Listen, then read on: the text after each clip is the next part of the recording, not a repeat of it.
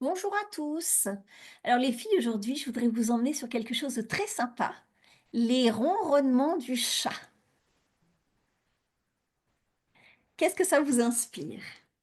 Vibration, véné Mhm.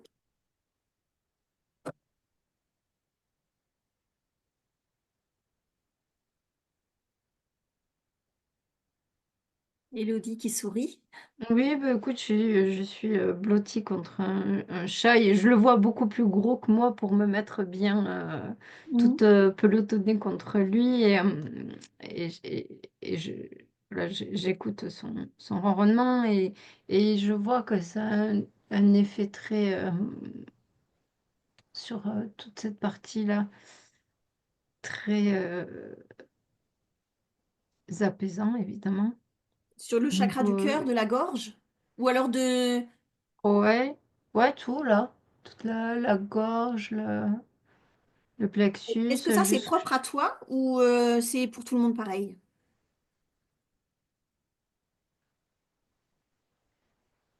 Alors non, je vois une personne qui est irritée par ce truc-là, D'accord. par ce son-là. Ben, va creuser pourquoi et j'ai demandé à Rachel. Rachel, toi? moi, c'est extrêmement apaisant, quoi. C'est vraiment tu peux pas, enfin, moi, je peux pas penser à un ronronnement de chat sans tout de suite, euh, c'est zénifiant, j'allais presque dire, c'est thérapeutique, quoi. Ben justement, oui. Ça fait tellement de bien. C'est comme si pareil, tu te remettais en synchrone, si tu te mets en synchrone avec les ronronnements du chat, mais tu ronronnes aussi, enfin, dans le sens où c'est pareil, ça vient de l'intérieur, puisqu'au début, je parlais de vibration, et après, tu dégages cette énergie de ronronnement, de bien-être, puisque par définition, c'est une manifestation de bien-être du chat. Et je vois aussi qu'automatiquement, ça te fait du bien, parce que tu sais que le chat est bien. C'est-à-dire que quand il y a un feedback comme ça, mais c'est comme quand un chien remue la queue, on est content, il remue la queue, donc le signal est très clair. Mhm. Et on le perçoit évidemment puisque ça fait du bruit, le ronronnement, etc. Et donc déjà ça, cette façon donc de communiquer de façon transparente ton état d'être, eh ben, ça nous fait du bien aussi. D'accord. Alors Élodie, toi, pourquoi cette personne ne supporte pas? Alors j'ai pris, une personne que je connais qui n'aime pas les chats et j'ai pris une autre personne, voilà, que je ne connais pas et pour voir, s'il y avait un point commun, entre les 2 et chez ces 2 personnes, il y a un mécanisme, interne qui est très agité, qui a du mal à se poser. Cette personne a du mal à se poser avec elle-même Mhm. et le chat, le ronronnement du chat en tout cas, heu, devrait l'amener à se poser et ça, c'est pas possible. C'est pour ça que, D'accord. ces 2 personnes que je vois, elles sont irritées par, le ronronnement du chat. C'est pas le ronronnement du chat qui est problématique parce qu'en vrai, Oui, oui, en vrai, ça il apaise, tout le monde. C'est juste la problématique, émotionnelle ou psychologique, voilà. de cette personne qui n'arrive pas Il n'arrive pas à se à se poser, il veut pas poser. regarder, en fait. C'est ça. D'accord. Alors moi, j'aimerais qu'on revienne sur les aspects thérapeutiques. Puisque, en fait, le chat, on dit que bah, des fois, il peut te guérir tes douleurs. Il peut ressentir tes émotions et te les absorber, en fait. Enfin, je sais pas. Ils absorbent aussi toutes tes énergies lourdes. Comment vous voyez ça? Comment ça se passe?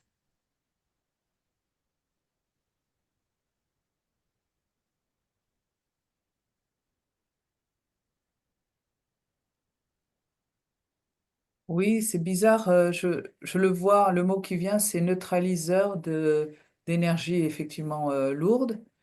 Et aussi, je le vois. qui se met sur certains points au niveau des croisements de certaines lignes et il va être capable, donc je sais plus le nom, mais je vois vraiment ces lignes qui quadrillent la Terre. Je sais pas si c'est pas Ah, les ou de les L-E-Y, je crois. ouais, Enfin, voilà, pas c'est grave. ça. Mais et donc on dit à ces nœuds-là, normalement, ce n'est pas super bon pour l'être humain. Et par contre, il semblerait que le chat affectionne de se coucher à l'intersection de ces lignes. Et donc, il y a ce mot neutralisation qui vient dans le sens où il risque par le fait qu'il se couche là, enfin, il y a un effet en tout cas sur ce nœud, puisqu'il va se choisir ces nœuds, ces intersections. D'accord. Elodie, toi? Je voyais le système nerveux d'une personne et le ronronnement du chat vient remettre alors je crois que c'est le parasympathique, Mhm. euh, vient le remettre. En fait, dans notre société, on a tout le temps le sympathique, justement, qui est tout le temps Ouais. exacerbé et sollicité. Et on a très peu on s'autorise peu à se À se remettre poser. en parasympathique Mhm. pour équilibrer les deux. Mhm. Et le ronronnement du chat va venir rééquilibrer justement le parasympathique et donc l'ensemble du système nerveux de la personne. Ok. Alors, Et- ok, alors ça c'est pour les personnes. Et dans ta maison aussi, il nettoie ta maison, le chat. Oui, puisqu'il peut, pour en revenir à il Ah, c'est peut mieux. neutraliser certaines énergies négatives. Mhm. D'accord. Il devient quelque chose d'autre, Bon, là, Elodie? j'ai l'image classique d'un chat au coin du feu, quoi. Enfin, je sais pas pourquoi. Bon. Euh, c'est c'est extrêmement apaisant, quoi. Mais en fait, le chat, il dort énormément. Alors, il fait quoi quand il dort? Puisque, bon, dormir 18 heures ou 20 heures par jour, t'as pas l'impression qu'il bosse, en fait. Oui, non. Et il régule les énergies pendant son sommeil, quoi. Mhm. Oui, et puis moi, il y a aussi un message dans l'idée de si on veut bien l'observer, les choses se font quand même, même si tu dors 18 heures par jour, tu peux très bien arriver à manger, à- Ah, à avoir sortir. une vie sociale, tu vois. Enfin, hum, et aussi de respecter des temps de saisonnalité aussi, parce que je vois que l'hiver, évidemment, il est moins dehors, donc il dort plus. C'est comme s'il nous apportait aussi, au-delà du fait qu'il puisse nettoyer, etc. euh, c'est très intéressant à regarder et à comprendre son mouvement, son rythme, et de s'en inspirer pour nous aussi avoir des moments, tu sais, on parle toujours du quart d'heure de folie des chats, où d'un coup Ouais. ils vont péter un plomb et on a une énergie de fou et de respecter ce temps-là. Et puis aussi respecter le temps où le corps a besoin de se reposer, tu as besoin de te remettre en silence, en pause. Donc, il t'invite à te poser, en fait. Ouais. Le chat, ouais. Oui. Et alors, depuis aussi le début, je vois cette connexion particulière entre les écrivains et les chats, par exemple. Les écrivains? Oui. Ah oui, d'accord. Ben oui, je ne sais pas, mais j'ai l'impression que c'est très rare un écrivain sans chat. Euh, D'accord. mais le chat, enfin, je vois, je crois qu'Hemingway en avait aussi. Et il y a aussi cette idée avec ça, donc, que c'est un peu comme l'enquête qu'on a fait sur la baleine. Je vois un peu les sages, les chats être sages, dans le sens où il y a une certaine... c'est des Bouddhas, quoi. Enfin, dans le sens, ils sont calmes. Et donc, il y a, si on les regarde, si on en a un là sur la table où on écrit ou dans son panier, enfin, j'en sais rien, mais automatiquement, on va être dans un état qui va peut-être nous faire accéder à une inspiration. On ne peut pas écrire avec un état d'esprit agité. Mhm. Et donc, il y a ce côté, regarde comme je suis sage. Enfin, pour moi, c'est un puits de sagesse aussi, un chat, quoi. D'accord. Si on se met en synchrone avec son calme, ouais, il est très inspirant. Oui, Élodie? j'ai aussi cette notion de nous inviter à se reconnecter à notre individualité parce que le chat, dans son rapport au monde, est très autonome, individuel, et, et il nous invite à ça aussi. D'accord. Euh, mais j'en parle souvent dans les enquêtes, dans notre euh, rapport à l'individuation dont Jung parle. Voilà, c'est ce rapport-là à l'individuation, pas à l'individualité, mais Mhm. Alors, ben, est-ce que vous pouvez décrire l'importance que ça a pour le chat d'aller se sortir et de se libérer de toutes ces lourdeurs qu'il a pris de notre maison, de nous, tout ça. Je veux dire qu'il sortirait pour se nettoyer, entre Pour guillemets. se décharger, ouais.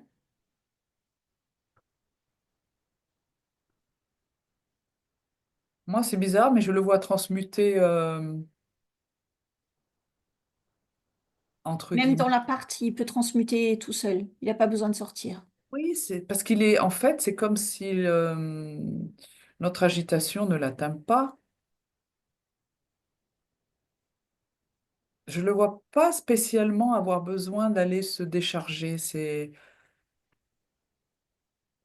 Il est tellement flegmatique et, enfin, ouais, je sais pas. Je vois disons pas. que s'il n'a pas l'occasion de sortir, j'ai l'impression qu'il trouve d'autres solutions pour... Ouais,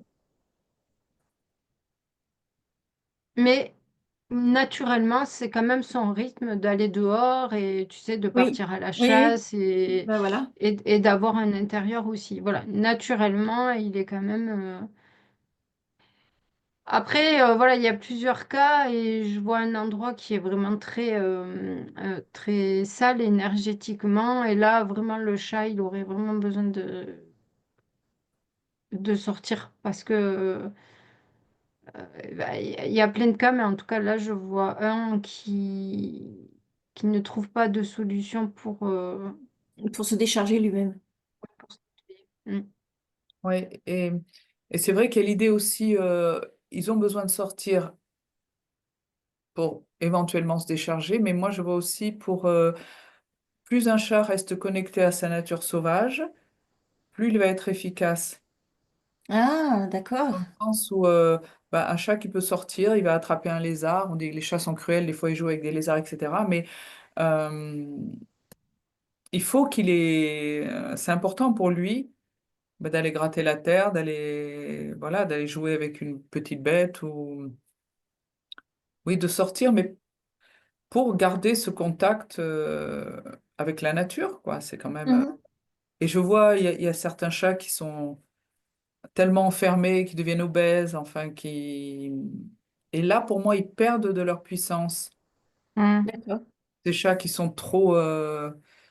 bah, qui deviennent vraiment que des chats d'appartement et qui sortent très très peu, quoi. Ils ont D'accord. besoin de... C'est pour ça qu'on les voit, c'est vrai, je vois l'image là d'un chat qui est couché sur le rebord de la fenêtre. Il faut qu'il regarde l'extérieur aussi, quoi. Mhm, d'accord. Élodie? Non, non, j'écoutais ce que Rachel elle disait et j'observais ce chat là qui ne trouvait pas de solution euh, pour se nettoyer de cet endroit où il était. Si ton chat, il peut pas sortir, parce que tu es en appartement, je sais pas, tu as peur de le faire sortir, enfin bref, est-ce que ça suffit de lui mettre un bac avec de la terre dedans pour qu'il puisse aller gratter dedans, se décharger, marcher dedans, je sais pas.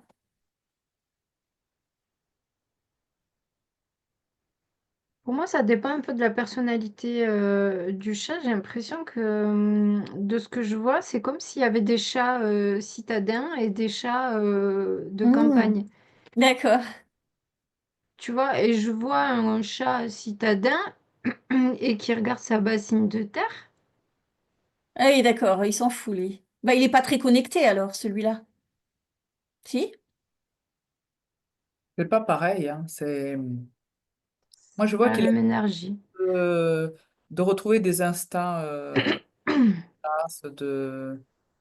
Ou alors, je suis branché spécialement sur les chats des bois, quoi. Enfin, les chats des bois, les Ouais, chats... ouais, d'accord.